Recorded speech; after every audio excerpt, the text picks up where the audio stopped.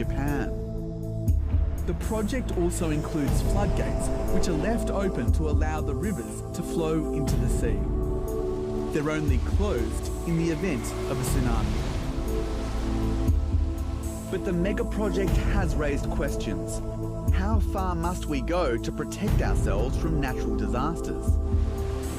And how effective will it really be in attempting to save lives?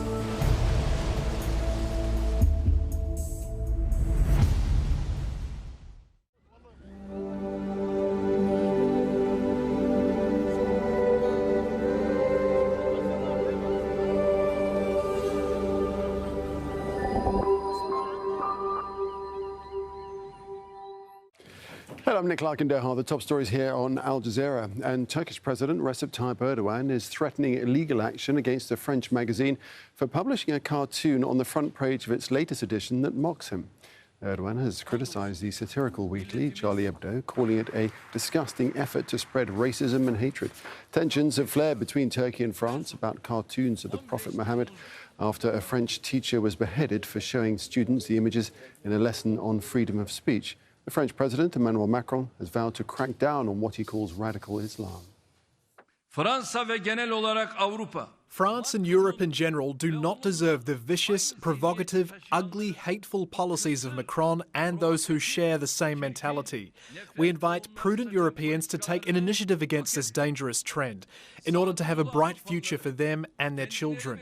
We ask those who use anti-Muslim and Turkish hostility to cover up their failures in their domestic politics to lay their dirty hands off our sacred values. Well, these crowds gathered in the Bangladeshi capital of Dhaka to protest against the French president. There have also been calls for the boycott of French goods. Egyptian President Abdel Fattah el-Sisi says that freedom of expression should stop at offending more than 1.5 billion people, while Iranian President Hassan Rouhani says France must not insult the Prophet. Voting is underway in Tanzania's general election in a poll marred by violence and allegations of foul play. President John Magufuli is seeking a second 5-year term. His government has been accused of suppressing his critics as well as the opposition. Close to 70 million Americans have already voted, with just under a week to go before the US presidential election. The coronavirus pandemic continues to cast a shadow over campaigning with nearly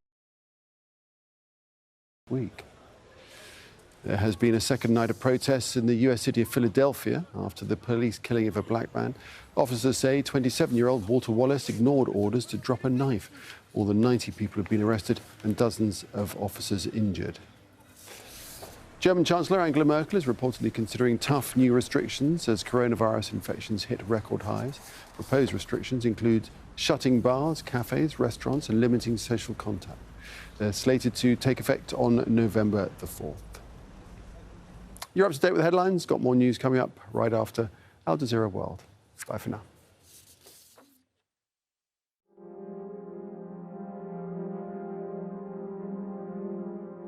In the complex geopolitics of the Middle East, Israel has spent around 14 years attempting to subdue and destabilize the elected Hamas government in Gaza. A series of violent military confrontations has cost thousands of lives in Gaza, the majority of them Palestinian civilian casualties. But neither side has so far gained the upper hand.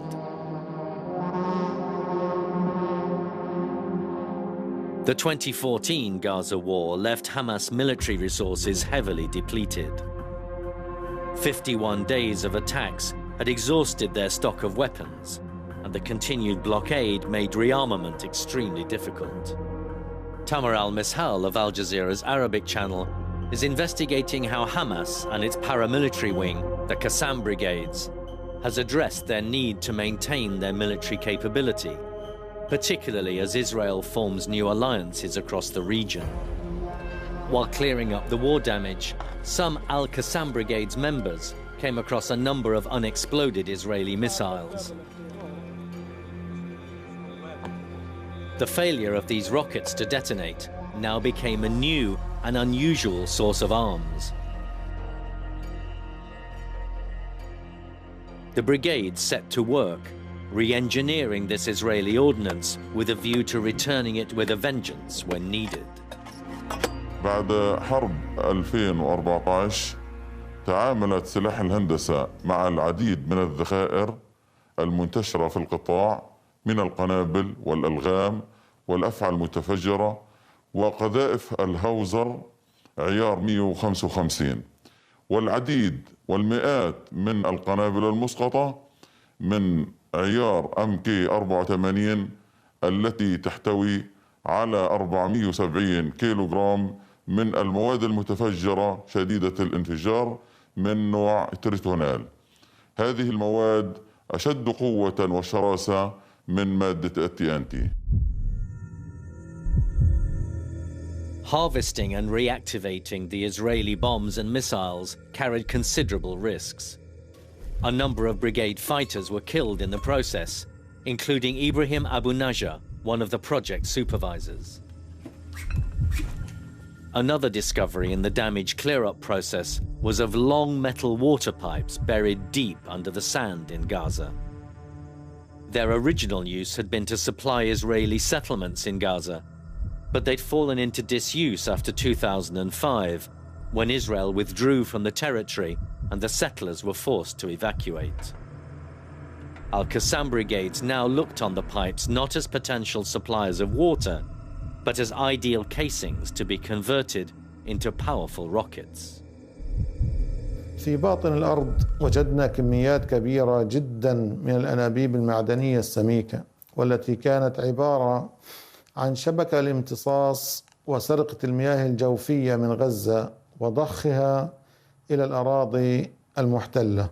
قمنا بكشف المخططات لهذه الشبكة ومن ثم الحفر عليها في باطن الأرض واستخراجها ليتم توظيفها في الصناعات العسكرية. This video was filmed inside a Qassam Brigade's workshop, where they say they were making explosive rockets. Mechanical lathes were being used to cut cylindrical metal pipes to a uniform length. The video appears to show the Qassam Brigades converting water pipes into rockets capable of being fired from Gaza.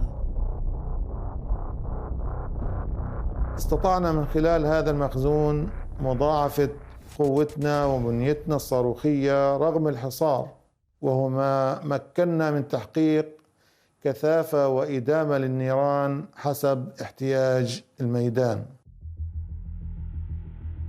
The Qassam Brigades told Al Jazeera that these rockets were fired at Israeli targets during the military exchanges in Gaza in May 2019.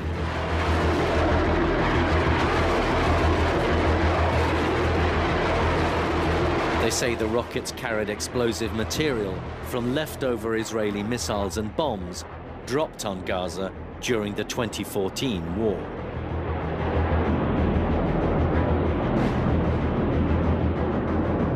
قد كان الاستخدام الأبرز لهذه الصواريخ في شهر مايو من عام 2019 في الضربة الصاروخية التي وجهت للمواقع الأمنية والعسكرية للاحتلال في مدينة عسقلان ومحيطها، وذلك رداً على استهداف العدو للبنايات السكنية في قطاع غزة، حيث تم إطلاق 78 صاروخ قسام وسجيل في دقيقة واحدة وفي وقت متزامن.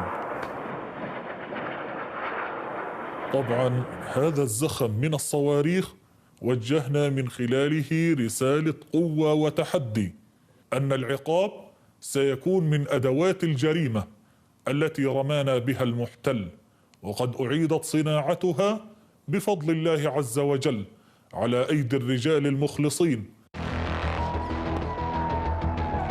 Ashkelon is an Israeli coastal town less than 20 kilometers north of Gaza.